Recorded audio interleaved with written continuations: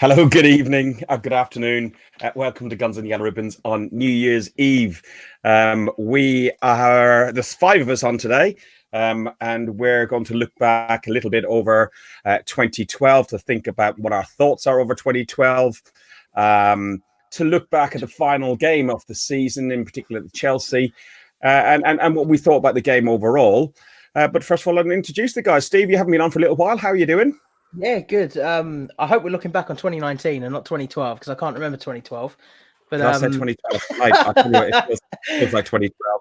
2019, yes, you're correct. Yeah, good, man. Had a long old trip back from Sunderland yesterday, so back down in Margate, and ready to crack on with the new year. I reckon you did Margate Sunderland half and half scarf, then you'd be perfect. Nah, stop Margate. Scotty, cheers. This time I'm joining you. I'm not going to any airport runs or anything like that. I am truly getting in the New Year spirit. I got over for a couple of beers with a couple of friends over the pub about an hour ago, and I'm officially finished work now. So that's it. Happy end of 2019, and I cannot see the back. I cannot wait to see the back end of it. Good man. Where are you, Trev? Hashtag where's Trev? Well, don't tell the missus, but I'm in the sister-in-law's bedroom. Yeah, I'm just keeping out of the way, and because I'm up in St. Helens still visiting the in-laws. I've got an early start tomorrow to come down for the game, so I've got a 9 o'clock train from St. Helens to get me down to London nice and early. But yeah, at the moment I'm up north. I'm up north where I've had fish, chips, and peas for dinner today, lad. Okay. And no gravy. No mushy peas, mushy. You have some gravy. No, I couldn't have. They have chips on gravy up here, you know, boys. They're not normal. Oh yeah, it's so much gravy. So much gravy. Oh, you have salt and vinegar on chips. That's it. You ain't not north. There's something wrong with you. Mike, how are you doing? Good. How's everyone else? Yeah, good. Thanks, mate. Good. And with no expense spared, we have got our own whore in. We have got the podcast whore, Mr. Danny Potts. Dan, how are you? Yeah, I'm good, thanks, Ferg. Roll on 2020, mate. I'm looking forward to the new year. 2019 can do one, so 2020 needs to be better, I'm sure. Yes, for lots of reasons. But who we got in the chat then so far? Let's have a look. We have Donna. Hello, Donna. Love that photo we had in the coronet, by the way. I thought you should have jumped in on that one. Steve done a good job. Richard, Chris. I think, Chris, this is your first one, I believe, from Proper Arsenal Invited. Welcome to Guns and Yellow Ribbons. Let's kick it off then. We look at the Chelsea game. What did you think of the lineups? And Steve, you're the stat guy. I'll start with you. I said, what did you make of the lineup of the Chelsea game? I thought it was fairly standard. I think a lot of people were obviously calling out for Pepe to start. Nelson wasn't that good against was it Bournemouth, Everton? I can't even remember now. It's been so much football this week. It's been nice, bar a few results. But he didn't have his best game. So a lot of people calling out for Pepe. Considering Arteta reacted to Nelson at the full-time whistle, I thought Nelson would start. Obviously, Socrates getting his concussion, he was always gonna be out. So Chambers was going to come back in after suspension. Fullback's the same. Xhaka apparently ill, or he's in Germany signing some contracts. I don't know. I don't think he was ever going to play. So I think lineups were fairly standard. And Trev, your thoughts overall on how we lined up? Ozil started. Against Chelsea, I don't think we could have put a different side out. Could we, Fergus? I think we struggled. We would struggle. Yeah, we played what we had and played all right. Then we'll move on to that. I know, but I couldn't see anyone else he could choose. I didn't want Pepe in. Pepe was on the bench, which is I think where he should be at the moment on current form. And I thought the starting 11 was about the best we could do, to be honest. And Mike, Chambers started the game. Obviously, he's got injured, which we'll talk about. But the people were saying, "Oh, don't want Chambers and don't want him on the out on the wing." What did you make of the period he was on the pitch for? What did you make of it? Did you think he went along well alongside Louise? Was it a good? What, Chambers on the wing? No, Chambers. People were talking about we didn't want Chambers on the wing. Well, he's not going to be on the wing as a defender. Well, how many beers you had? it's going to be a long day, isn't it? It's really going to be a long day. You said wing, not me. Well, on the In the side. On the side, whatever In the you side, want. In the side. So, go on. Too many. It's Well, wife beaters, more like could third we have beaters, chose anybody else at the minute to play with Louise? Because, like Steve says, Socrates was still injured with concussion, and our only other option and we had two other options with Mavropanos and Mustafi. We all know how I feel about Mustafi, and there you go. And Mavropanos, he hadn't even played a game yet. He hadn't even played in the league yet, so it had to be Chambers. Dan, we were at the game. We met up in the Coronet for a couple of beers beforehand. Obviously, as I said, met with your mum and your dad and a few others. You met my grandson and my future son-in-law, I expect, or whatever. So yeah, so it was quite a nice gathering with Mark and Jason and so on. What did you make of when we looked at lineups? I think, like what Trev said in his smart overcoat, is we couldn't have really done much else, could we? No, we're down to bare bones, ain't we? Particularly at the back, and it looks to have got even worse now, which we'll go on to. But I wasn't really too surprised to see Xhaka out the side because of the rumours of him leaving the club. So Guendouzi's the only real option that we've got him due to Ceballos still being not fully fit. It was a kind of a bit of a surprise that Reiss Nelson got another start. I think Steve touched on the fact that Pepe didn't start. But for me, I actually thought that Nelson he's one of those players who does try, gives his all, but he's not quite at the quality. But it looks to me like Mikel Arteta wants to use him as a little bit of a project, a little bit of an experiment for him. There's a lot of rumours that Mikel Arteta was one of the main reasons that Raheem Sterling has been so good over the last year. So if he can get improved Reiss Nelson, then I'm all for that. So if he wants to try and get behind him and try and better Reiss Nelson, then I can see why he's sticking with him. I actually didn't think he was too bad. So I just think that Mikel Arteta is trying to get some of these youngsters involved, and that's what I wanted to see. He's got to get hold of some of these young players to see which ones of them he can coach. And if he could look at Reiss Nelson as being one of those options, then I'm fine by that. So, yeah, I was okay with the team selection. Okay. I got a few comments on here about Richard Butler said that he could be called a wing back. Our Bradley said we should just try Chambers on the wing.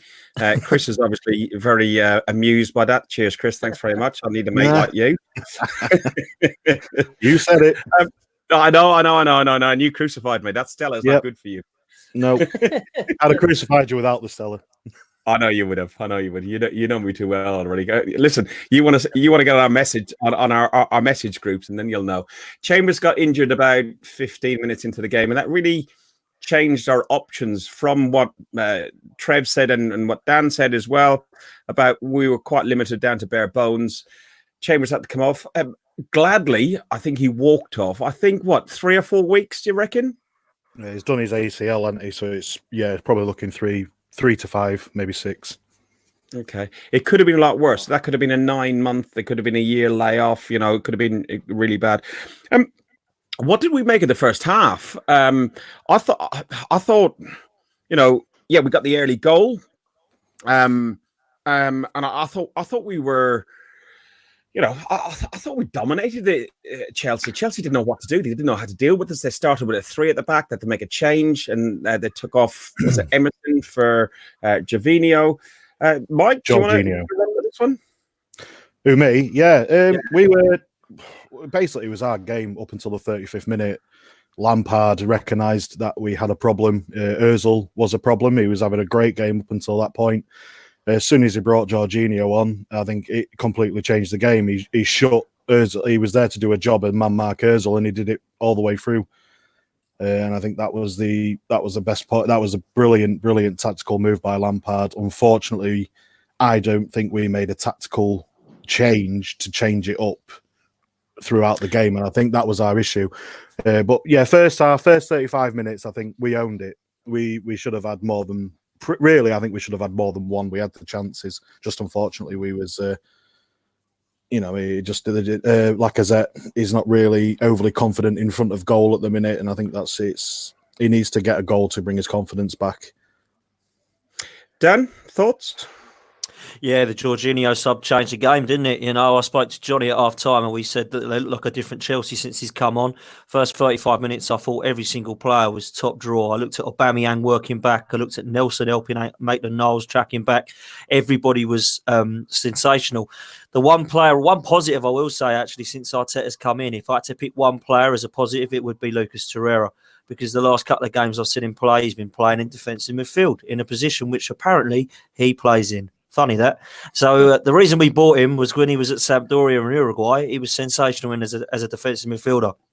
And he looks brilliant for us there the last couple of games. I thought the first half hour he was the best player on the park, head and shoulders above anybody on the pitch, not just for Arsenal. I thought he was brilliant. So that's one positive for me. The Jorginho, as Scunny said, he just come and sat on Ozil, and Ozil was just out the game. I mean, he's dreadful, wasn't he, second half? And the thing is, he brought Jorginho on to man mark Ozil, and that's all he did throughout the game. The problem is that I find is with Ozil, I think he's a one-track band. He's a one-man band. Sorry, doesn't seem clever enough to move into the space himself. No. He could have come back, sat with Guendouzi and Torreira, and pick himself a bit of space. Make some moves, but he just didn't. He just not intelligent enough. He's not intelligent enough. He's not intelligent enough to drop off. He let George. That's a big statement. That is. Yeah, I'm not sure I agree with that, boys. Yeah, Say that absolutely. again, I question that. Go on, Trev.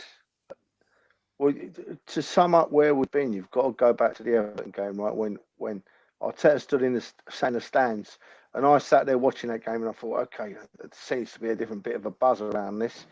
Then we went to Bournemouth, and I told you boys before the game against Everton, against Chelsea, that at Bournemouth we'd done lots of different things a lot better, right? And we saw a better Ozil, we saw an amazing Torreira, right? And now.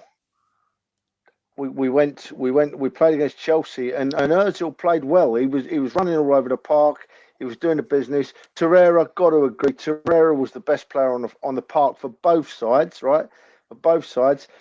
And then Ozil got tired and he whizzed him off, and that's exactly what he needed to do. And Ozil came off. When he came off, he looked a different player. He didn't have his head down. I think he thought, I've given it me all, and I've got subbed, and that was really promising to see. And the crowd also, Trev, told him that he gave it his all, and the crowd applauded him. There were some people singing his song, but I think overall, the crowd were pleased with the performance. Steve, what did you make of Ozil's performance in particular for the game? I think, as everybody else has touched on, I think he had a very good game, probably one of his best performances in a long while. Obviously, he got marked out of the game when Jorginho came on, but his head seems to be up. He seems to be wanting to find that space going forward and play, try and play the passes. I think, as Mike said about Lacazette not being confident in front of goal, I think if Lacazette was in form, these games we wouldn't be talking about missed chances, because Ozil's creating the spaces, he's being able to play the balls through, and if we can continue that, and I think a lot of that stems from having a defensive midfielder being able to win the ball back, and then you've got someone like Guendouzi or Xhaka against Bournemouth to get the ball forward into that area where Ozil's playing. I think we could see some. Was Lacazette that bad? Like there's 2 or 3. I thought he had an okay game. On the ball, I thought he was better than he was against Bournemouth. I think he was drawing defenders. He was playing into spaces. He was trying to palm the ball off. But Chelsea's defense were dogged. And I think that played a part. But when he had a couple of clear chances to put the ball in the back of the net, he fluffed it. And I think that does come from confidence. We've seen it over the years with Lacazette. So. but better. I think he played better than he did against Bournemouth. But I think more will come. Okay, Mike, you said he wasn't bad. Just to touch on the Ozil thing quick, I'm not taking anything away from him. I thought he's had the best last 2 games has probably been the best we've ever seen him for a long time, like Steve said. Yes. I'm not taking anything away from him. What I'm saying is that Lampard made the great tactical move by bringing Jorginho on, and he shut him out the game. He man-marked him, and that's what he wanted him to do. That's why he brought him on the 35th minute. I think everyone was shocked that Lampard made a sub on the 35th minute, but it worked. So I'm not taking anything away from Ozil. I just think he got man-marked out of the game, and I think that's where we needed to make a tactical change in the second half. As for Lacazette, no, it's just a confidence thing. He didn't have a bad game. I wouldn't say he was terrible. He just he's not great in front of goal at the minute. And like Steve said, I'm going to reiterate on that. He's lacking confidence. He needs a goal. At half time, you're right, mate. Yeah, he had one golden chance in the first half. Then he blazed it over, didn't he? Yeah, skied it over. Yeah, he just needs a goal, the boy. But you can't fault his effort levels. Can't fault any of them's effort levels, can you? You know, I'm really excited. You know, really excited about what I've seen. At half time, myself, yourself, and Johnny and Danny, we all met outside Block 5 as normal, and you were very, very upbeat, and you got, really feel good, Ferg, really, which I have no issue with, but I was a little bit more reserved, and I said, you were. We looked good, we looked structured, we looked, I was pleased with the way we were playing, but I wasn't as exuberant as yourself. Well, you see, the thing is, Fergus, right? Even after the game, when we've lost 2-1, and we met for a beer after, didn't we? We were all on a bit of a downer, right? But on reflection, we had no right to still be on a downer, because if 9 times out of 10 we'd have won that game playing like that. We were smashed and grabbed, right? 83rd, 87th minute, we were smashed and grabbed. There's one blaring weakness that we've still got. I'll move on to whenever we get a chance to talk about it. But we did all right, you know. Yeah, Chelsea played better second half, but it's Chelsea. They're going to play better. Bloody hell. You know, they've got a great side. They've got great players. They're going to play better. And we were dogged, and we played all right. And then, as I said, poor old Leno. You know, you can't blame Leno. He's made one mistake all season, and it comes against Chelsea and costs us a goal. I feel really sorry for the boy. You know, and then, of course, the second goal, I hate saying that anybody let us down. Maybe they didn't let us down. Maybe it's just the standard of players they are. But how the hell they made all that ground Chelsea before either Luiz or Mustafi tried to get a tackle in for that second goal, I do not know. So disappointing. But that's the only disappointing thing. Look at the big picture. I'm still buzzing. I've got one concern. I'll talk about it in a minute. Okay, which when we get round to it, naturally, just jump in. But looking at the second half, okay, so you talked about Kai just said, but a message up there said huge effort from the lads. Fitness definitely an issue, and we talked about Emery and how much more he drilled and done more fitness training with the players in comparison to what Emery did. But you could obviously see that they were absolutely blown out of their backsides by the time the 60th, 70th minute gone. And for me, it changed at the point where David Luiz kicked Rudiger in the head. Not necessarily on purpose, but and then there was a 5 minute sort of, or 3 or 4 minute injury time break. And it wasn't long after that they got the goal, and obviously they'd done the formation change, etc. in the first half. But the game type of turned at that point. I think we lost a little bit of our momentum. You talked about the Leno goal. Who wants to come in? Dan, do you want to come in on the Leno one? Yeah, I'll come in on the Leno one. Listen, it's the first mistake he's made for a long, long time. We talk about it being a Happy New Year. I can't remember a mistake that he's made of a howler like that. So I'm not going to get on the lad's back. I think in 2019, I saw a stat today that he's the goalkeeper in the league that's made the most saves.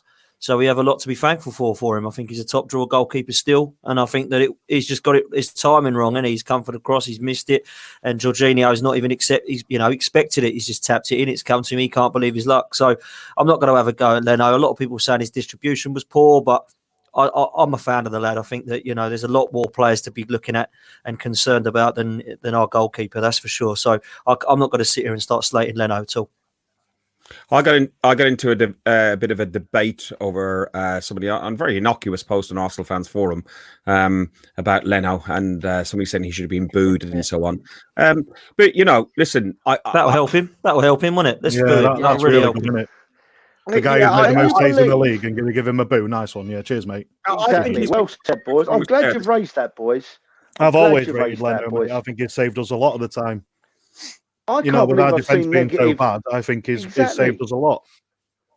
I Go on, can't Trev. believe I've seen any negative comments at all this week about our performance. You're embarrassing. Any of you guys watching on Facebook that have been negative this week, in any way, shape, or form, you're embarrassing. Right? I don't care who you are or what you are. Having looked at where we were 6 weeks ago and where we are now, how can you even say a bad word about that? You know, Leno made a mistake. So what? Name me a goalkeeper in the league that ain't made a mistake this year. You know, Exactly. we played against Chelsea, a top side. Yeah, coming off a good win at Tottenham. Chelsea's confidence is through the roof, and we've played them off the park first half, and we've run out of steam. We've done really, really well, really well.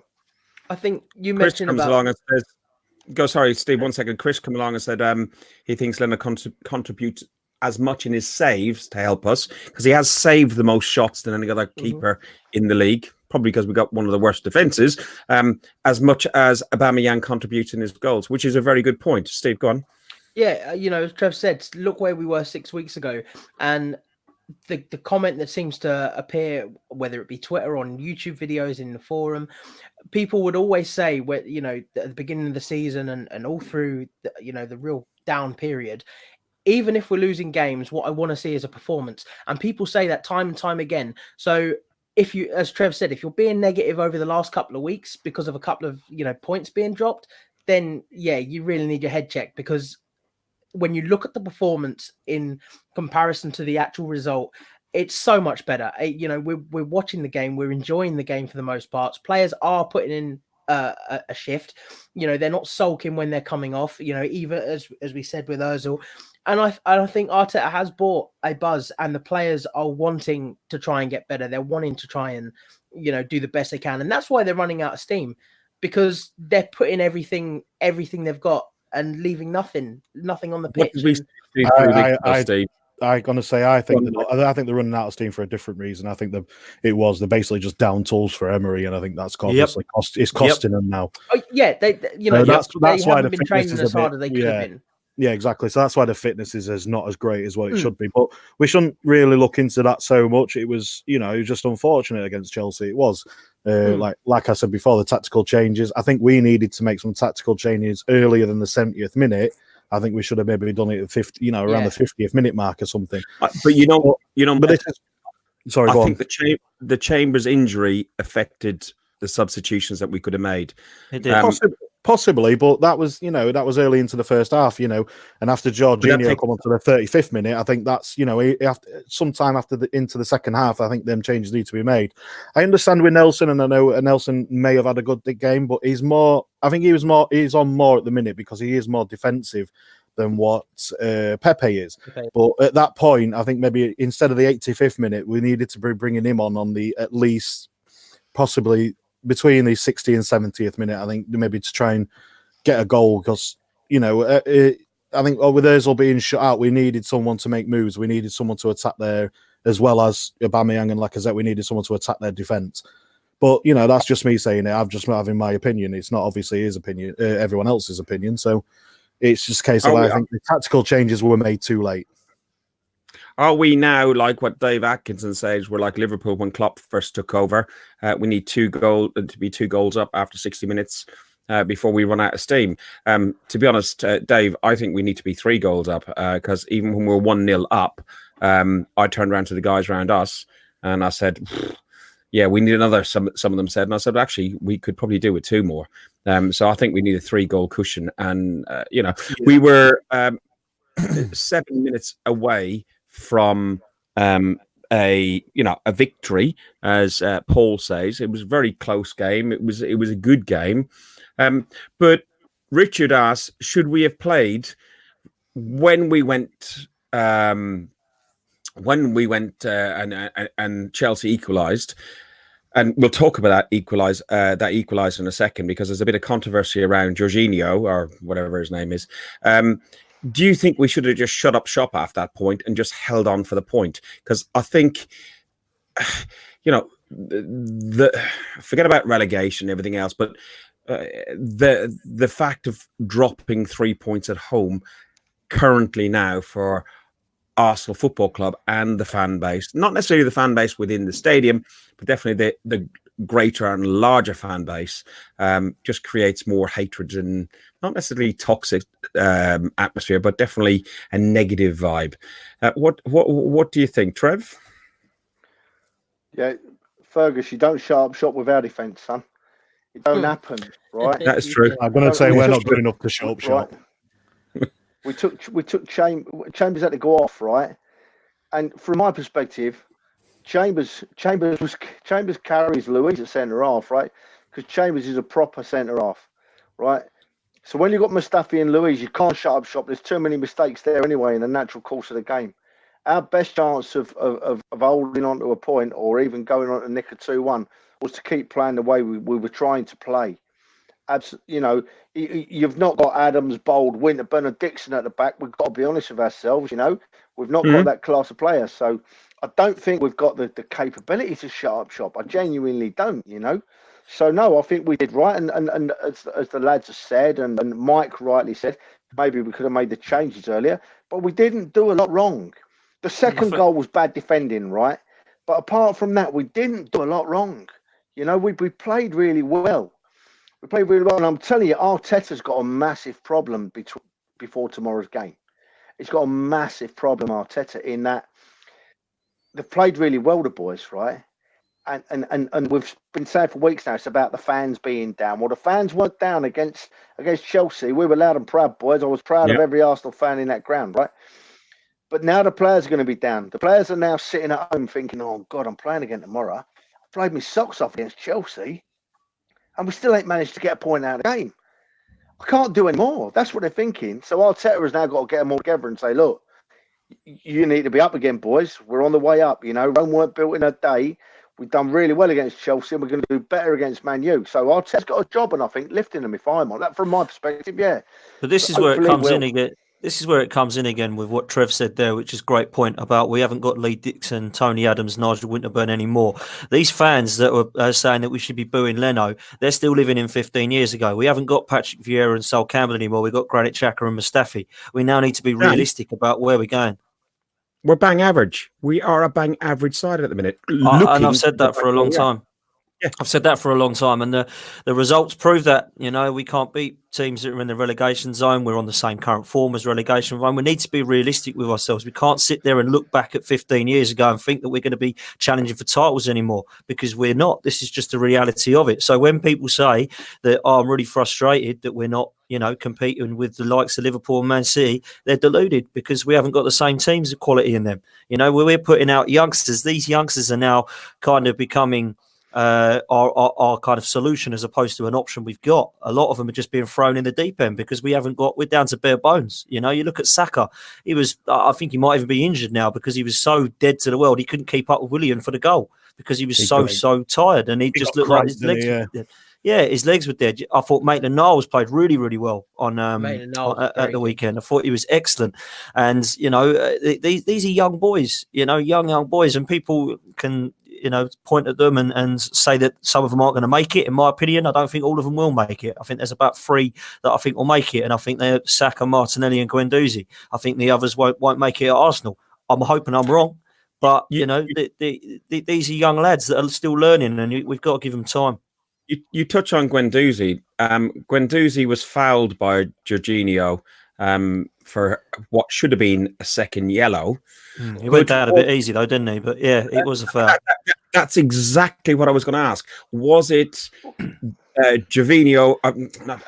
Guendouzi was a victim of what I've been saying. He's a bit flappy and floppy, and he went down so easy in the ground. In all fairness on that, I was going to cut in. Sorry. In all fairness on that, yes, it should have been a second yellow. The problem being with that is Lacazette. He went in there running in with his shirt pulling, saying he pulled his shirt. He did pull his shirt, But the reason why he didn't get a yellow, I think, and I don't know if he was going to get a yellow anyway, Jorginho, but I think that was one of the reasons. That's why Lacazette got a yellow, because he was kicking off too much at the ref. There was no need to kick off at the ref like he did. So book them both. I think the problem he had was Lucas Torreira just got booked for exactly the same thing. That was the problem. Got booked 10 minutes later as well. Yeah, so all of the players were going mental. So that was what it was. But you're right, mate. He did go a bit OTT, but it was frustrating. I think the fans found it frustrating. I was a bit surprised that it wasn't a booking, but then you can't complain about it. You got to get on with the game, haven't you? You know, that is football, and we didn't. And Jorginho goes and scores. And to be fair, he was one of the better players on the pitch when he did come on. I personally wasn't one of these fans who threw Teddy in the corner and got frustrated. I thought Chelsea deserved to win. I thought it was a great first half, game of two halves. They were better in the second half, and they won it fair and square. I didn't look at it and think, we could have done it. It was a couple of errors by us. So what were we supposed to do? Start throwing a Teddy in the corner saying it's out of order? No, Chelsea won the game fair and square. So I'm just texting my wife downstairs to turn the telly down because it's slowly. No, I do think I was gutted about it. Don't get me wrong. I was gutted about it. Definitely but, went against us. But as you say, Chelsea, both goals, the Leno goal, regardless of whether Jorginho should have been on the pitch, was an error from Leno, and Luiz and Mustafi for the second goal. They're two errors that we caused. So regardless of whether they should have been down to 10 men, as you say, the two goals came from genuine mistakes from our part. So you could also argue the fact that VAR should have been involved as well with the Jorginho goal, because he pushed Torreira over.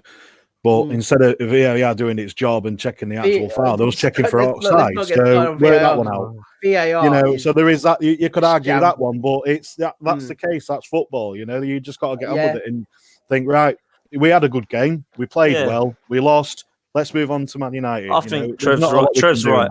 Trev's absolutely right in terms of positives to take from the game. There were positives to take from the game. So let's get behind the boys and see what we can do tomorrow. I think it's going to be tough because I thought that we had more of a chance of taking 3 points against Chelsea than Man United, personally, because Man United have hit a bit of form and on a bit of a purple patch, and they've got pace and power. And that is actually how Chelsea beat us, was pace and power through Willian and Abraham's winner.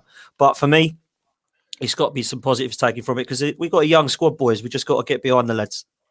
So talking about positives, just going back to Guendouzi, boys. Going back to Guendouzi, he's sort of made his own bed. He's got to line it a bit now, and because he's gone down easy. We've talked about it on here several times. Fergus more than most about how easy he goes down and how flappy he is. So if I'm reffing Arsenal next week, I'll do my own work on Arsenal v Chelsea. I look at all the players. I'm the ref of a big game, and in the back of my mind, I've got that Guendouzi's gone down easy all season. I'll just be careful when I give decisions and what I do. So has he made his bed now, and is he lying in it a little bit? He is, because I can't see any other reason he wouldn't have given a free kick there. Yes. Listen, finishing off on this game and then just moving on to some of the stuff we're going to talk about in the Man United game and so on. Leno, we've said, it was unfortunate. Ozil, we touched on Ozil. Is he forgiven? Is he, are we starting to see the Ozil of old? Is 1 game, 1.5 games good enough? Anybody wants? No, 1.5 games or even 2 games isn't good enough. No, he's got a long way to go for me. 2 games don't cut it. Yeah, he's played well. I'm not going to take that away from him. But what I'm going to say is now, you've had 3, 4, 5 seasons of absolute crap, spitting his dummy out, kicking his gloves, and then being injured the next day. Nah, I'm sorry, you've got a long way to go. And if you're going to prove it, now's the time. And another player that we are critical of, former Chelsea player David Luiz, had a great game against Chelsea in the main, in red and white. I think we talked about him. He's the type of a player that gives a 2 out of 10 or a 10 out of 10 performance. Unfortunately, we've had more 2s than 10s. Do you think he had a good game? Yeah, I did. I thought he was very good, actually, Fergus. I didn't think he was bad at all. I think that it was a bit of a shame that the lad who had to come on next to him had to get involved. But David Luiz alone, the problem with David Luiz is, like you say, he has got an error in him. Like, that is just the way it is, and unfortunately, he's made quite a few for us in this season since he's come to Arsenal. I don't hate the guy, but he's not going to be our answer long term, and I think everybody knows that. David Luiz is what he is. You ask all Chelsea fans, they'll say exactly the same. They'll say that David Luiz was doing exactly what he's doing at Arsenal is what he's been doing at Chelsea for 4 or 5 seasons. So it's no shock to me with David Luiz. You know, we've all been watching him in the Premier League for the last few seasons, and we know that he's got an error in him. So when he doesn't make an error, it's always nice. Yeah, it is. Listen, that was the Chelsea game. That's the end of 2019 to a certain degree. We now do what we do is our normal Gooner debate, and some of it will hark back to some of the games that we've done. Like I'm going to look at Chelsea in particular, actually, and what Fat Frank has done, Chelsea's youth, and how they've improved. I don't even understand what I've written in this note. Really don't. but it's more about, like, you know, how they've developed the youth. They had a huge squad of 35, 40 players out on loan. You look at Abraham's, Mount to a lesser degree, but Abraham's is a perfect example of the way they've developed and built a team. They've also built what some smaller teams do, some like your Norwiches, your Burnley, and so on, where they've got such a much smaller squad. They've built that core value. Do you think we're at the start of that process? I think we have to be, yeah, personally. I think we have to be now. I'm fed up of seeing all these senior players. I'm fed up of seeing Mustafi coming on. I'd much rather see Medley, because if Medley makes a mistake, then he can actually learn from it and get Arteta behind him. Mustafi doesn't learn. He's done it for 4 seasons. So what's the point of bringing these error-prone players on? You know, people are saying we're down to bare bones. We have to stick with these players. We can't sell them. No, get rid of them and just play the under-23s. I'm not interested in these senior players coming on anymore. I don't want Kolasinac to come back. I'd much rather play the under-23s left back. I don't want Xhaka in the team. I'd much rather play that Harry Clark who's just signed a contract, or whatever his name was, or George Clark, whatever his name is. So I don't really want to see those kind of senior players much anymore. So for me, that's the way forward is to just bring some of this youth through. There's talk of trying to get Saliba and Eddie Nketiah back in January. I personally like to see that. So let's just stick with some of the young guys now, and they can be coached. You know, Arteta can coach these players. So allow Arteta to coach these players, like Chambers and Bellerin and Holding. They're all still young. They all still could learn off of Arteta. I don't think that Mesut Ozil, Granit Xhaka and Sead Kolasinac are going to be learning with David Luiz and Socrates how to play football now and a change of style.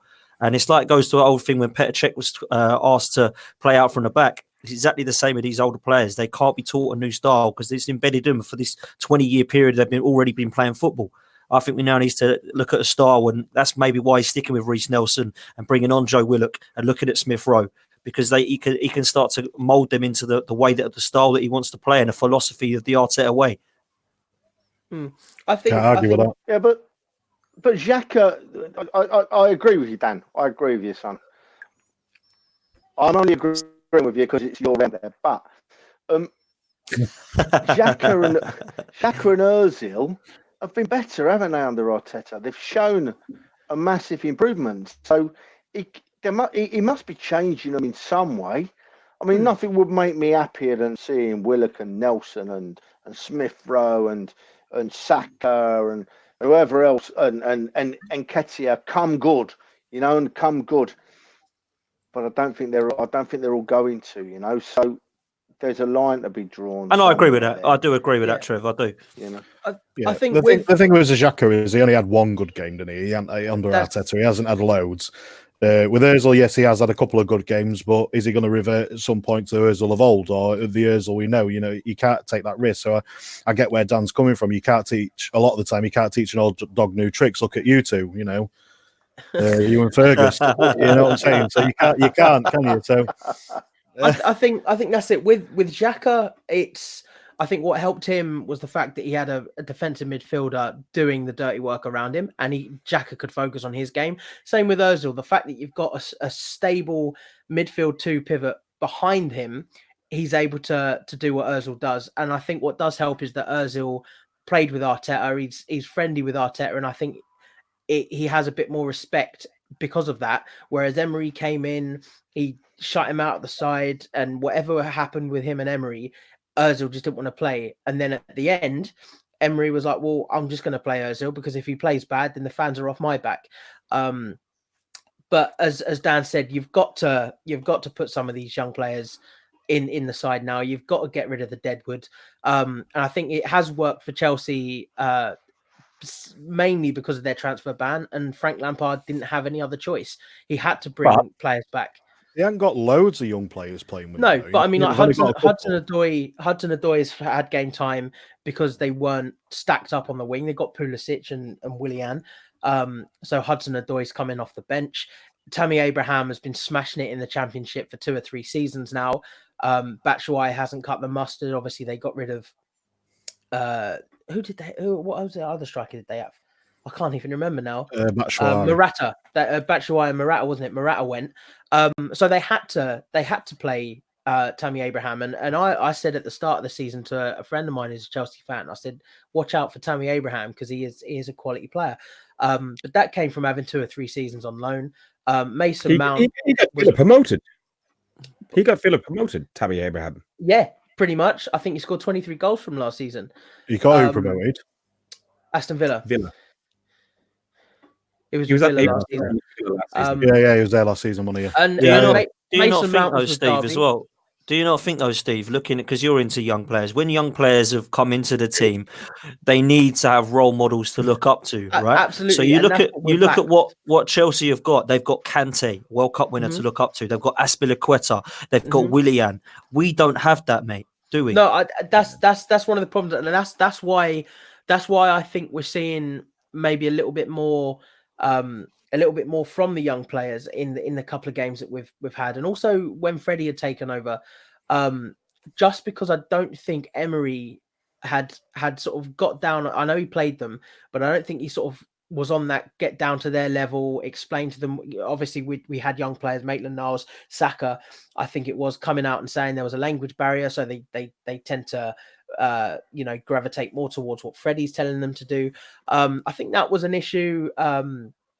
But also Willock, Smith Rowe, Nelson, they all started coming into this squad under Wenger. So they've been around, and I think now is normally, if they're out on loan, they're normally out on loan for 2 or 3 seasons. Now is that time where they have to step up, or they know they're not going to get that career. They know they're not going to make it. So I think having a young manager with Arteta that's going to put their arm around them, say, look, don't worry if you've made a mistake. Don't worry if you've done this. Well done if you've done this. And I think hopefully that will develop, and you're not going to get that same response from a guy that's on 120 grand that's been playing for 20 years. You just say, listen. The fact of the matter is, the fact of the matter is, we've won 1 game in 14 games in all competitions. So something needs to happen, and something needs to change fast. We have, if we look back at Christmas, at the start of this Christmas period, we looked at the possible 12 points that we had on the table. 9 of those have gone. We've got 1. And if I'm honest, we'll touch on United. I don't think we're going to get a huge amount more. One game in 14. What needs to change, Trev? If the improvement continues, Fergus, that we've seen over the last 3 or 4 games, then we're in with a shout. We're definitely going to be on a level with Man United, and it could go either way. Maybe a bit like the Chelsea game did. Torreira is the most important player in our side at the moment, right? Because the man it's like we've signed a new signing last couple of games. Astonishing improvement. And that ties into what Big Steve just said about the youngsters. If the youngsters were coming into a side, I'm going to hark back a little bit, a few weeks ago, they would be thinking, oh, why do I want to play on this side? All these senior players making no effort at all. There's nothing happening. Why do I want to play? But now they're coming in. If they come in and they've got Torreira tearing all over the field, and we've not mentioned it yet, Aubameyang as well has covered so much more ground last couple of games. Fantastic. Then these younger players are going to look at Torreira, look at Aubameyang and think, hang on a minute, I've got some work to do to keep up with these boys, and come on from there. So, yeah, I'm that old, I've forgotten what the conversation started now, but we must not forget Torreira, and we forgot to mention Aubameyang has been fantastic and will continue to be, hopefully. So we've got Man United tomorrow night at 8:00. It's New Year's Day. Personally, I don't know if I'll be up at midnight or not. I'm not doing anything special, but lots of fans go out and celebrate till the early hours, 2-3 o'clock in the morning. This goes back into our Room 101, Trev. What would you put into Room 101? The TV companies and the change in the fixtures. All 10 games are on TV tomorrow, which is great, and I think it's the future of watching TV in the football on TV in the UK. We will be able to see 3 o'clocks within the next 2 years. I'm sure of that. God bless I Amazon. hope so. Legitimately, we all do it regardless. So, but legitimately, you'll be able to subscribe to a service and get it. But 8 p.m. on New Year's Day, when I would say the majority of people are going back to work the following day, an 8 o'clock kickoff for me, even if I drive, and I'm only 15 miles from the ground. If I drive and leave bang on 90 minutes, I'm still not getting home till 10:30. You need a half hour or so to just chill out before you go to bed.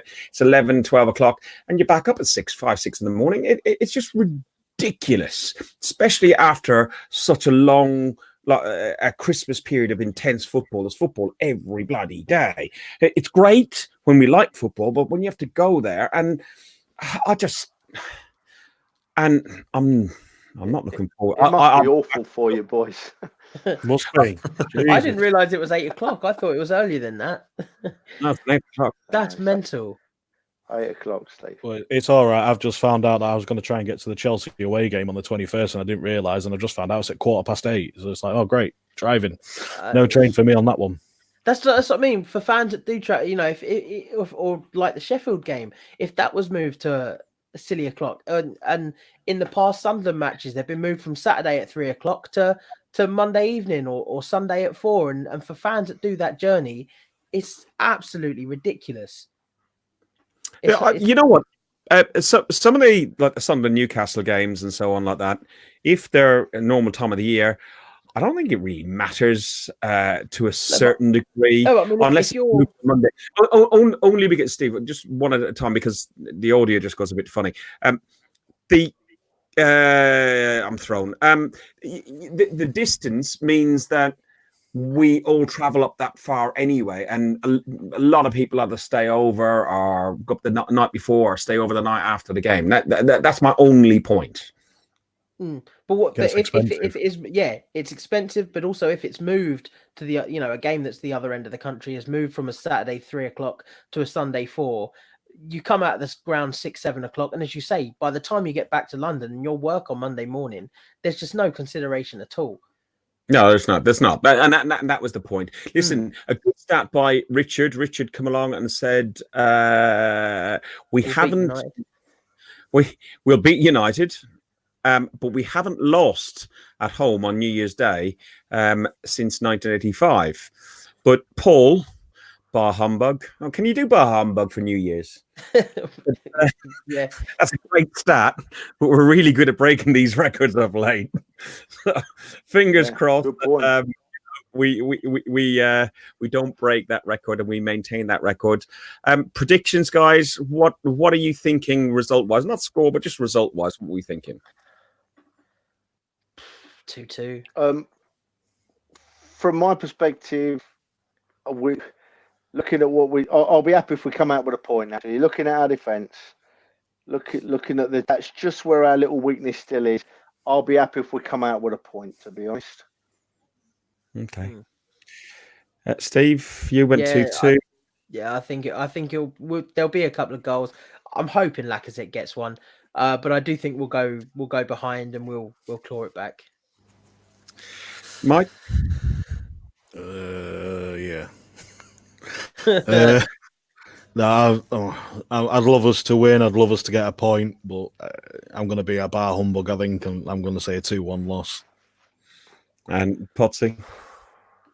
Yeah, man. If you think that's bad, I'm going to be worse. Unfortunately, I've gone for a 3-1 United. Unfortunately, I just don't think our defence is going to be good enough. Seeing as Saka's out, Chambers is out, we're going to have to play Mavropanos and Luiz at the back, Mustafi right back, Is and Saka definitely out? Maitland-Niles left back.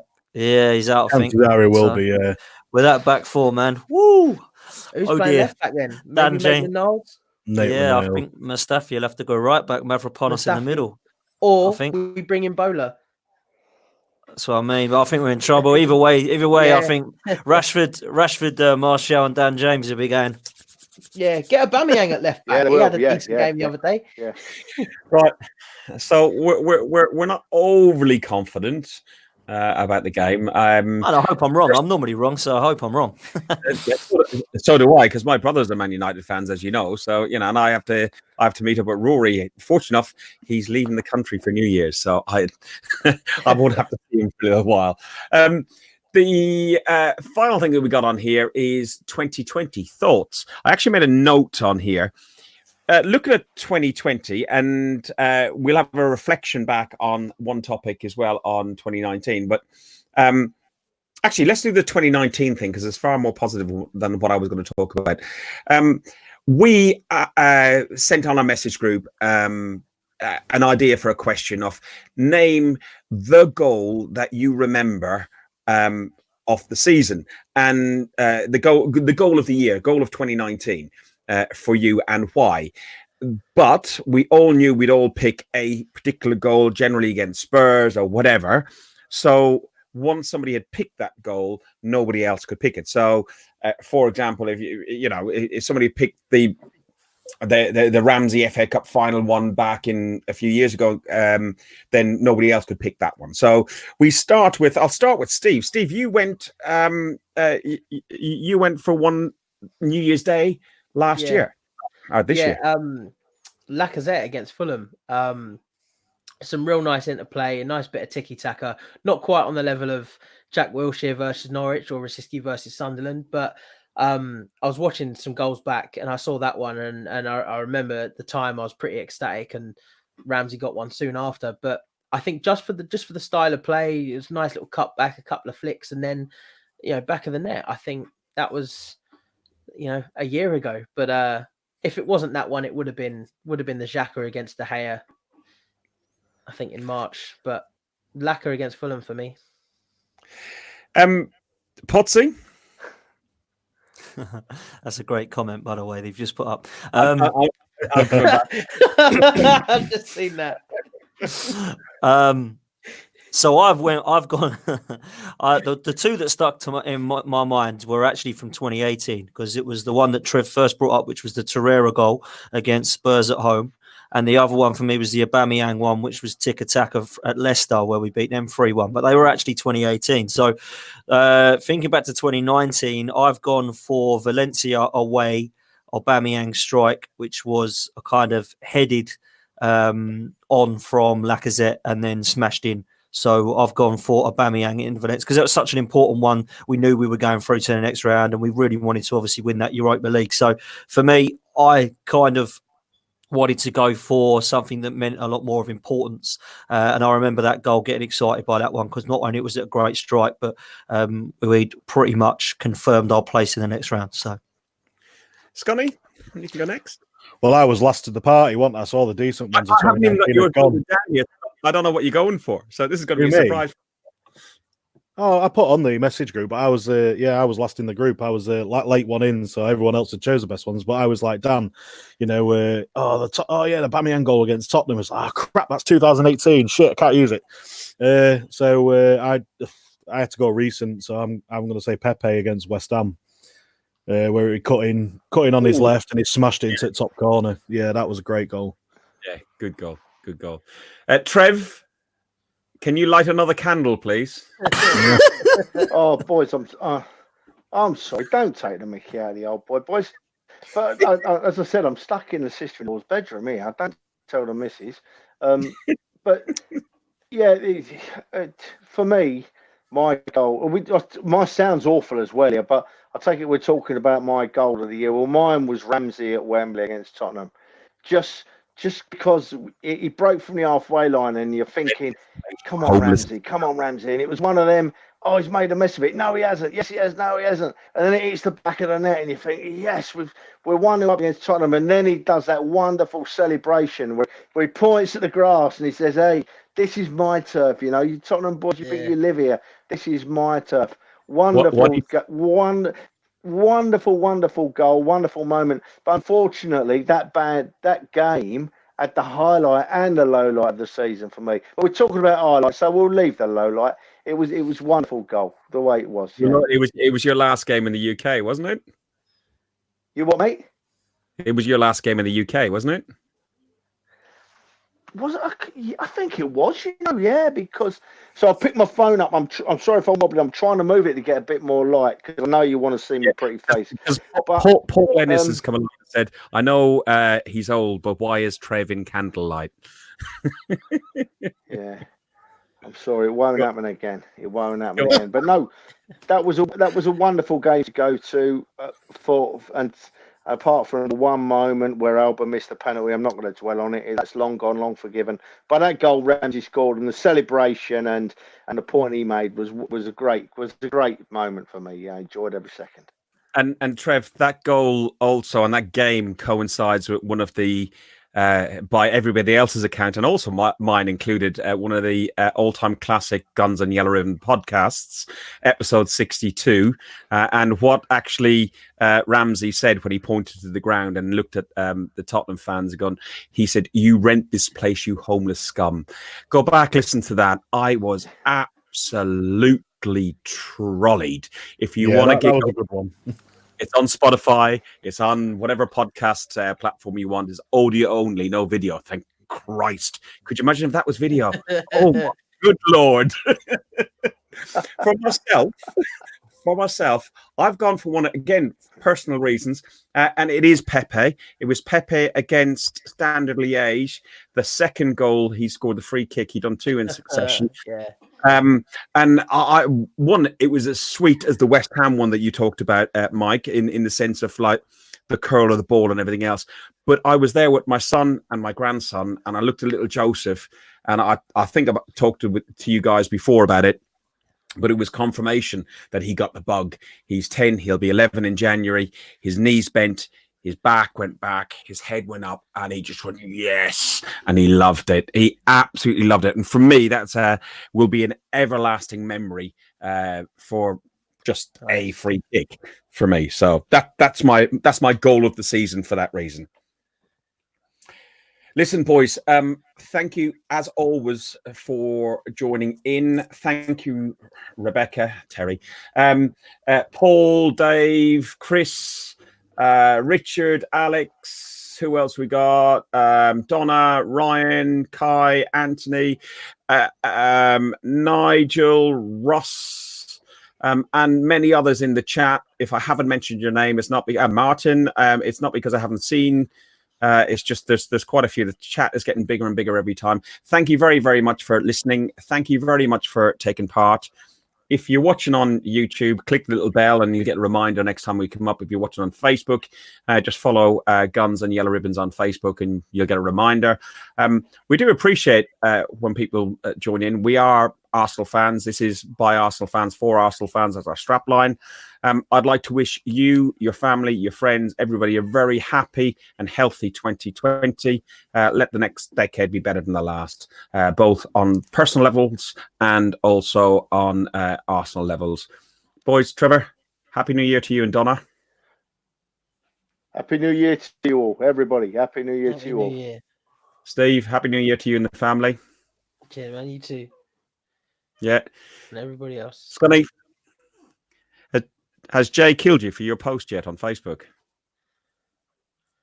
Obviously not yet, mate. I'm here. But I did get a slap. I knew you were on.